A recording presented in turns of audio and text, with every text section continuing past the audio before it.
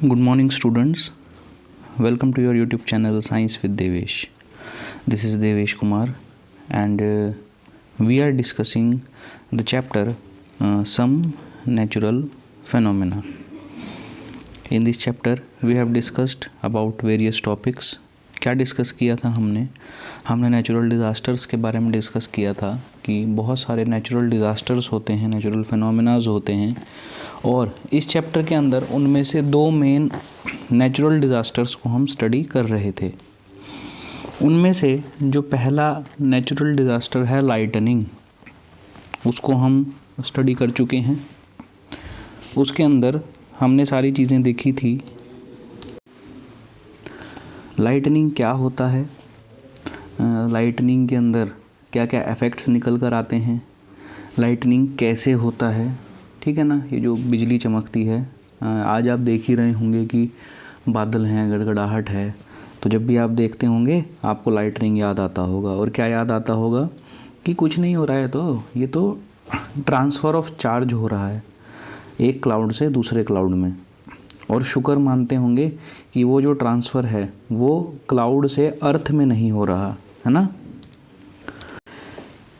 क्योंकि क्लाउड से अर्थ में अगर वो ट्रांसफ़र हो जाता तो फिर बहुत ज़्यादा नुकसान होता। फिर हमने इसी के साथ साथ नेचुरल डिज़ास्टर्स जो लाइटनिंग है उसमें डूज़ एंड डोंट्स क्या क्या होते हैं वो हमने देखा था और उसके बारे में हमने बात की थी, ठीक है ना।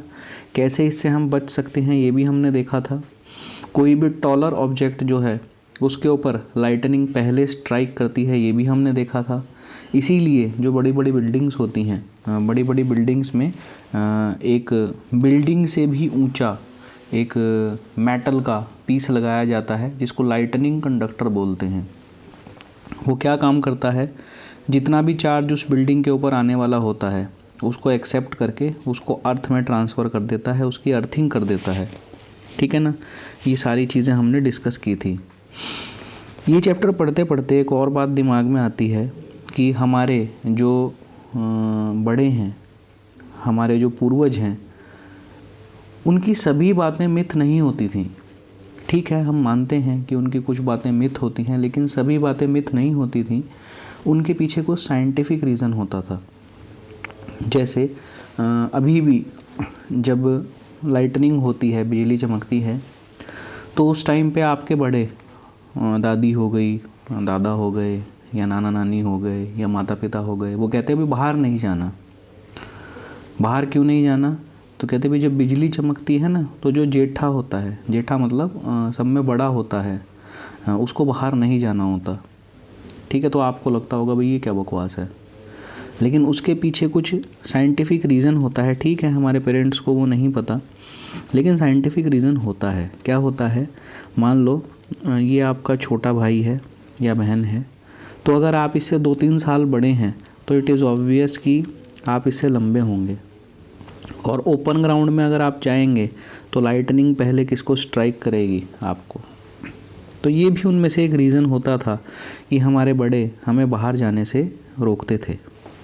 अब आज जो हम डिस्कस करने वाले हैं, आज हम हमारे सेकंड जो डिज़ास्ट्रस एक नेचुरल फिनोमेना है उसकी डिस्कशन करने वाले हैं, जो है अर्थक्वेक। अभी अगर अर्थक्वेक की हम बात करें तो अर्थक्वेक क्या होता है। अर्थक्वेक एक सडन शेकिंग होती है। शेकिंग का मतलब कि मान लो आपके सामने ये बिल्डिंग है और बिल्डिंग जो है वो इस डायरेक्शन में और थोड़ा सा इस डायरेक्शन में, तो ऐसे शेक होना स्टार्ट हो जाए, शेकिंग हो, सडन शेकिंग, ठीक है ना, जो बहुत कम समय के लिए रहती है। मतलब ऐसा नहीं है कि वो सडन शेकिंग 1-2 घंटा के लिए होती है, वो कुछ सेकंड्स के लिए रहती है, वेरी शॉर्ट टाइम के लिए रहती है, तो उसको हम अर्थक्वेक कहते हैं। अर्थ और क्वेक, क्वेक मतलब उसका शेक करना, किसका शेक करना, अर्थ का। और ये होता किस वजह से है, ये मान लो अर्थ है, तो अर्थ के नीचे ऐसे बड़ी बड़ी रॉक्स होती हैं, डीप अंडर द अर्थ जो होती हैं, जो हमको दिखाई नहीं देती। इनमें से मान लो एक रॉक अगर ये स्लिप हो जाती है इधर, तो इसके इधर स्लिप होने की वजह से यहाँ कुछ स्पेस क्रिएट होता है, इसकी वजह से ये रॉक यहाँ नीचे की तरफ आती है और हल्की फुल्की शेकिंग होती है। कब तक होती है वो शेकिंग? वो शेकिंग तब तक होती है जब तक ये सारी यहाँ पर बैलेंस नहीं हो जाती। तो अर्थक्वेक क्या होता है? अर्थक्वेक एक सडन शेकिंग होती है, ठीक है ना, जो बहुत कम समय के लिए रहती है, शॉर्ट टाइम के लिए रहती है। और किस वजह से होती है वो? ये जो रॉक हैं डीप अंडर द अर्थ से बहुत नीचे, उनकी सडन मूवमेंट की वजह से, उनकी वायलेंट मूवमेंट की वजह से ये शेकिंग होती है। अब अर्थक्वेक से बहुत ज़्यादा डैमेज होता है, घरों को, हाउसेस को, बिल्डिंग्स को, डैम्स को, ब्रिजेस को, लोगों को, दुकान मकान सब टूट जाता है अगर अर्थक्वेक थोड़ा ज़्यादा हो तो, ठीक है ना। अब जब ये बिल्डिंग्स टूटती हैं, तो बिल्डिंग्स हैं तो यहाँ लोग भी रहते होंगे, तो ये टूट के जब गिरती हैं तो इनके नीचे बहुत सारे लोग जो हैं वो दब जाते हैं, जिसकी वजह से उनकी जान भी चली जाती है। और ऐसा नहीं है कि अर्थक्वेक से सिर्फ बिल्डिंग्स टूटती हैं, बहुत सारे और नेचुरल डिज़ास्टर्स हैं जो अर्थक्वेक की वजह से ही आते हैं, जैसे फ्लड, बाढ़, ये भी अर्थक्वेक की वजह से आती है। लैंडस्लाइड, पहाड़ों पे जो होती है, वो भी जब सडन शेकिंग होती है तो बड़े बड़े पहाड़ टूट के गिर जाते हैं, जिसके नीचे बहुत सारे लोग दब जाते हैं, वो मर जाते हैं। और सुनामी, ये तीनों जो डिज़ास्टर्स हैं ये भी अर्थक्वेक की वजह से आते हैं। तो अर्थक्वेक एक बहुत मेजर, बहुत बड़ा डिज़ास्टर है जो प्रॉपर्टी का और लाइफ का बहुत ज़्यादा नुकसान करता है। बड़े बड़े अर्थक्वेक वैसे छोटे मोटे तो आते रहते हैं, वो इतना ज़्यादा नुकसान भी नहीं करते, लेकिन बड़े अर्थक्वेक, जो मेजर अर्थक्वेक्स हमने इंडिया ने फेस किए हैं, तो वो एक तो हमने फेस किया है भुज में, गुजरात के अंदर भुज है, ये आया था 26 जनवरी 2001 को, यस, रिपब्लिक डे के दिन, ठीक है ना। बहुत बहुत तबाही उस अर्थक्वेक में हुई थी। उसके 4 साल बाद अक्टूबर 2005 में इसी टाइप का एक अर्थक्वेक आया था उरी में, ठीक है ना। उरी और तंगधर जो नॉर्थ कश्मीर में है, इसमें प्रॉपर्टी का और जान का दोनों का ही बहुत ज़्यादा लॉस हुआ था। इसी तरीके से 2004 के अंदर 2004 में अर्थक्वेक की वजह से इंडियन ओशंस में पहली बार एक डिज़ास्टर देखा था जिसका नाम सुनामी था। ये भी अर्थक्वेक की वजह से ही आया था। ओशंस के नीचे जो डिस्टरबेंस हुई थी, रॉक्स के खिसकने की वजह से या फिर उनके हिलने की वजह से, उसकी वजह से ये डिज़ास्टर आया था और 100 मीटर ऊंची लहरें उठ गई थी समुद्र में, ओशंस में, और उन्होंने जो कोस्टल एरियाज़ हैं उनको स्ट्राइक किया था। बहुत ज़्यादा तबाही उस टाइम पे हुई थी सुनामी की वजह से, ठीक है ना। तो और भी नेचुरल डिज़ास्टर्स हैं जो डिस्ट्रक्टिव होते हैं, जैसे कि साइक्लोन है, चक्रवात है, लाइटनिंग भी एक नेचुरल डिज़ास्टर। ये डिज़ास्टर्स होते हैं, लेकिन फिर भी इनको हम कुछ हद तक प्रिडिक्ट कर लेते हैं। अभी उड़ीसा का केस आपने देखा होगा कि उड़ीसा के साइड में, वेस्ट बंगाल में एक साइक्लोन जो है वो स्ट्राइक करने वाला था, लेकिन उसके स्ट्राइक करने से पहले ही लगभग 10 से 20 दिन पहले वहाँ पे रेड अलर्ट कर दिया था कि इस दिन को यहाँ पर साइक्लोन स्ट्राइक करेगा। तो नुकसान तो हुआ प्रॉपर्टी का, लेकिन लोगों की जान हमने बचा ली थी, ठीक है ना। लेकिन अर्थक्वेक के केस में ऐसा नहीं है, इसको हम उतना प्रिडिक्ट नहीं कर पाते। अब अर्थक्वेक इतना डिस्ट्रक्टिव है, ठीक है ना, फिर उसको हम प्रिडिक्ट भी नहीं कर पाते। कोई नहीं बता सकता, कोई साइंटिस्ट अभी तक नहीं बता सकता, ऐसी कोई मशीन नहीं बनी है जो ये बता दे कि कब और कहाँ, when and where earthquake will occur. तो अनप्रेडिक्टेबल होने की वजह से ज़्यादा डेंजरस हो जाता है। आप सो रहे हो, सोते सोते अर्थक्वेक आ जाए, पूरी बिल्डिंग आपके ऊपर गिर जाएगी, ठीक है ना। तो अर्थक्वेक क्यों होता है, इसको समझने के लिए थोड़ा सा हमें अर्थ के अंदर कैसा स्ट्रक्चर होता है उसको समझना पड़ेगा, ठीक है ना। वो हम देखते हैं। तो इनसाइड द अर्थ जब हम जाते हैं तो अर्थ जो है वो 3 लेयर्स में डिवाइडेड है। यहाँ पे हम बड़े अच्छे से उसको देख सकते हैं। एक तो लेयर है ये अंदर वाली, ये ठीक है। फिर ये दूसरी लेयर है ये रेड कलर की जो हमको दिखाई दे रही है, ओके। और तीसरी लेयर है ये, ठीक है। तो जो इसकी इनर मोस्ट लेयर होती है ये वाली, इसको कहा जाता है कोर। अब यहाँ पर भी आपको 2 पार्ट्स दिखाई दे रहे होंगे, एक ये है और एक ये है। तो अंदर वाला जो है उसको हम कहते हैं इनर कोर और बाहर वाला जो है वो आउटर कोर, ओके। अब ये कोर बनती किससे है? कोर के अंदर जो इनर कोर है, ठीक है ना, इनर कोर के अंदर मोस्ट ऑफ द पार्ट जो होता है वो आयरन होता है, लोहा, ठीक है ना। अब इसका जो कोर का पार्ट है वो बहुत गर्म होता है, बहुत गर्म। कोई भी चीज़ वहाँ पर जाती है तो वो पिघल जाती है, वो लिक्विड बन जाती है। तो जो इनर कोर का ये सारा पार्ट है, ये पार्ट लिक्विड होता है और उसको हम बोलते हैं मोल्टन पार्ट। कैसा पार्ट होता है वो? मोल्टन पार्ट होता है, ठीक है ना। समझ में आई बात? तो हमने क्या देखा कि most of the earth core जो है वो कैसी होती है? लिक्विड। जबकि जो इनर पार्ट है कोर का, इतने हाई प्रेशर में वो कैसा बन जाता है? थोड़ा सा सॉलिड। तो ये जो 2 पार्ट्स बने हैं यहाँ पर, ये फर्स्ट और ये सेकंड, इनके अंदर मोल्टन पार्ट भी होता है और सॉलिड पार्ट भी होता है, ठीक है ना। ये वाला जो कोर है आउटर कोर, इसमें तो मोल्टन आयरन जो है वो लिक्विड फॉर्म में रहता है और अंदर वाले पार्ट पे इतना ज़्यादा प्रेशर पड़ता है जिसकी वजह से वो हल्का सा किस में कन्वर्ट हो जाता है? सॉलिड में, ओके। एक बार फिर देख लेते हैं इसको। ये इनर पार्ट जो है हमारा, ये वाला देखो, इसके ऊपर इसका प्रेशर भी पड़ रहा है, इसका प्रेशर भी पड़ रहा है और इसका प्रेशर भी पड़ रहा है। तो इतना ज़्यादा प्रेशर पड़ने की वजह से ये किस फॉर्म में चला जाता है? सॉलिड। ये जो आउटर कोर है ये कैसी रहती है हमारी? मोल्टन रहती है, ठीक है ना। और क्या होता है इसमें? मोस्ट ऑफ द पार्ट जो होता है वो आयरन का होता है। किसका होता है? आयरन जो है वो मोल्टन फॉर्म में, लिक्विड फॉर्म में यहाँ पर होता है, ठीक। अब इसका सेकेंड पार्ट आता है मेंटल। ये वाला जो पार्ट है, ये वाला जो पार्ट है पूरा, इस पार्ट को हम क्या कहते हैं? इसको हम मेंटल कहते हैं। ये अर्थ का सेंट्रल रीजन होता है जो किस किस के बीच में आता है?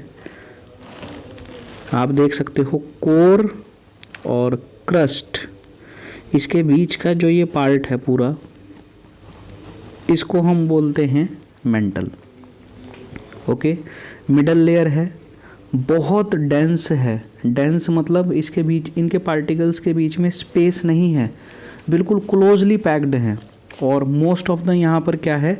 सॉलिड रॉक्स हैं, ठीक है ना। लेकिन मेंटल में कुछ कुछ जगह पर, मैं सिर्फ कुछ जगह कह रहा हूँ, मेंटल में कुछ जगह पर क्या होता है? मिक्सचर होता है किस किस का? सॉलिड रॉक का और मोल्टन रॉक का। अब तुम कहोगे सर ये मोल्टन रॉक्स क्या होती हैं? बहुत हाई टेम्परेचर पे जो रॉक्स जो हैं, अब रॉक, पत्थर, चट्टानें, ये किससे बनती हैं? ये हमारे जो अलग अलग एलिमेंट्स हैं इन्हीं से बनी होती हैं। तो बहुत ज़्यादा टेम्परेचर होने के बाद ये लिक्विड फॉर्म में चली जाती हैं और लिक्विड फॉर्म में ही हम इनको मोल्टन कहते हैं। तुम इनको बताऊँ कैसे समझ सकते हो? वोल्केनोज़ का तुम्हें पता होगा, ज्वालामुखी का, उसके अंदर जो लावा होता है, वो लावा जो होता है वो एक तरह से मोल्टन रॉक्स ही होती हैं, ओके। तो यहाँ पर जो सेंट्रल पार्ट है यहाँ पर रॉक्स होती हैं सॉलिड फॉर्म में प्लस मोल्टन फॉर्म में, जिसको हम लावा कहते हैं। इतनी ज़्यादा हीटिंग यहाँ पर होती है जिसकी वजह से इसमें कुछ करंट भी चलता है, कन्वेक्शन करंट उसको हम बोलते हैं। कन्वेक्शन करंट आप जानते हो ना, हमने कन्वेक्शन पढ़ा था। पानी को जब हम गर्म करते हैं तो ये नीचे वाली लेयर गर्म होती है, ऊपर जाती है, नीचे आती है दूसरी लेयर, वो गर्म होती है, वो ऊपर जाती है, इसको कन्वेक्शन बोलते हैं। तो इसी टाइप का कन्वेक्शन करंट यहाँ फ्लो करता है, ओके।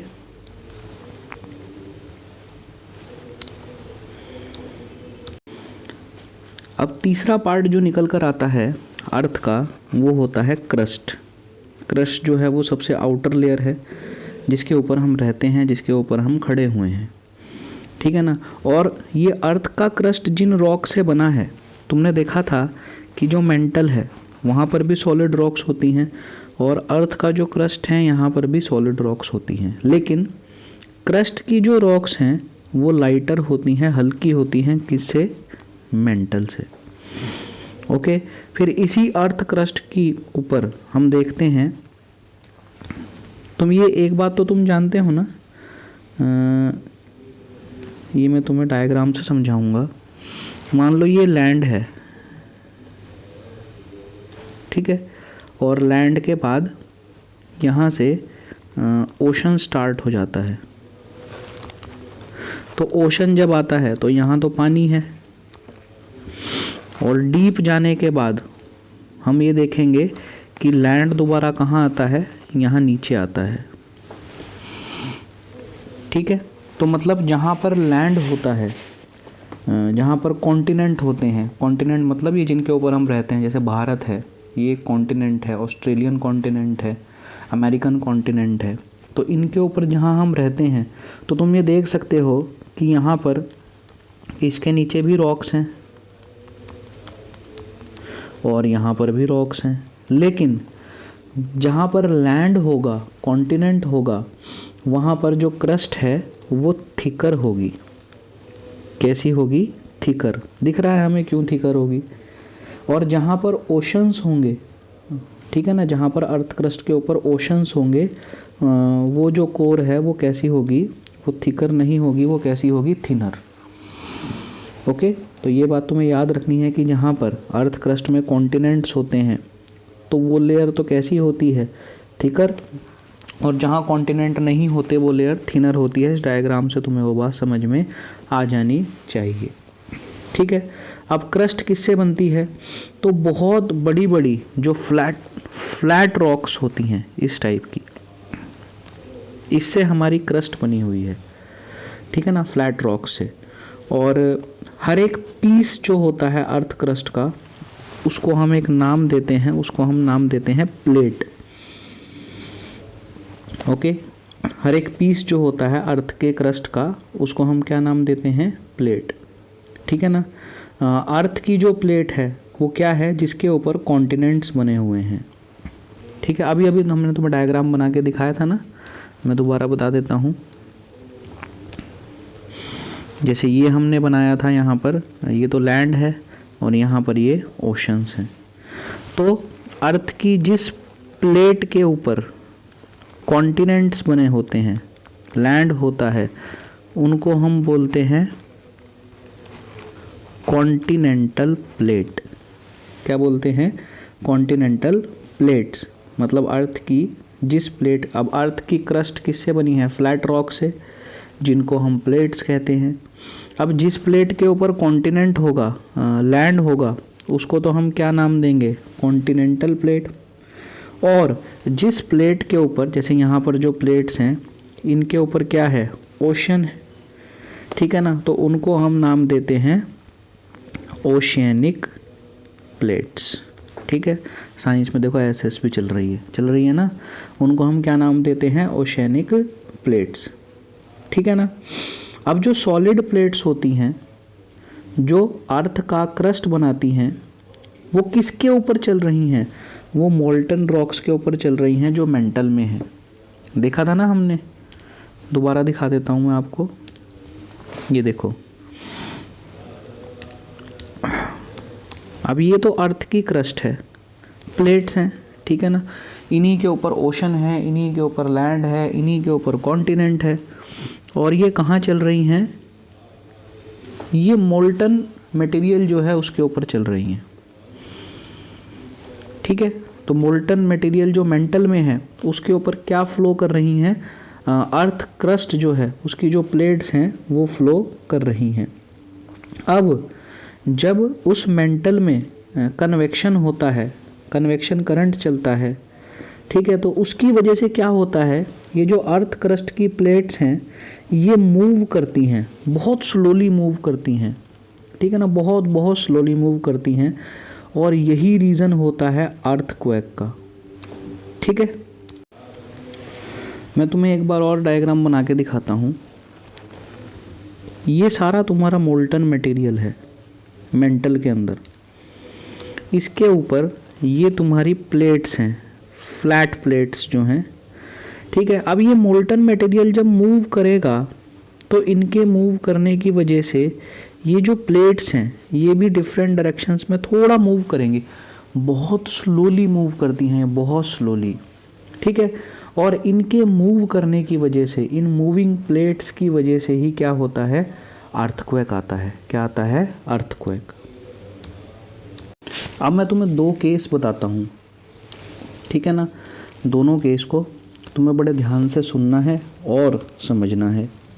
देखो, मान लो अर्थ क्रस्ट की एक प्लेट यहाँ है और दूसरी प्लेट यहाँ है, और ये दोनों प्लेट्स एक दूसरे की तरफ मूव कर रही हैं। तो मूव करते करते ये एक दूसरे के पास जाएंगी, और ऐसा एक टाइम आएगा जब ये दोनों एक दूसरे के साथ क्या कर जाएंगी, कोलाइड कर जाएंगी। एक केस तो ये है। दूसरा केस क्या है, एक प्लेट ये चल रही है और दूसरी प्लेट ये चल रही है, दोनों ही अपोजिट डायरेक्शन में चल रही हैं। लेकिन जब ये एक दूसरे को क्रॉस करती हैं तो इनकी सरफेस एक दूसरे के साथ क्या होती है, स्लाइड होती है, एक दूसरे के साथ इनके बीच में फ्रिक्शन होती है। ठीक है, यही दो रीज़न होते हैं जिनकी वजह से अर्थक्वेक आता है। क्योंकि यहाँ पर जब ये टकराएंगी तो टकराने के बाद एक प्लेट दूसरी प्लेट के ऊपर चली जाती है, जिसकी वजह से अर्थ क्रस्ट की जो है वो ऐसे शेकिंग होती है। या फिर जब ये एक प्लेट दूसरी प्लेट के साथ इस तरीके से मूव होती है कि वो स्लाइड करे, साइड बाय साइड निकले, ठीक है ना, तो उस वजह से भी क्या होता है, अर्थक्वेक होता है।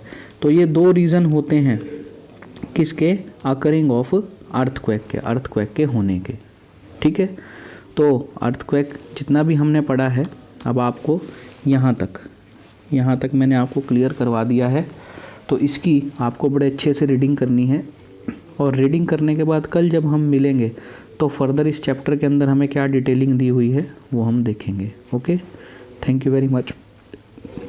If you like the video, hit the like button, अपने दोस्तों के साथ इसको शेयर करो, और साथ ही साथ अगर चैनल पे नए हो तो सब्सक्राइब करो ऐसी वीडियोस और जानने के लिए।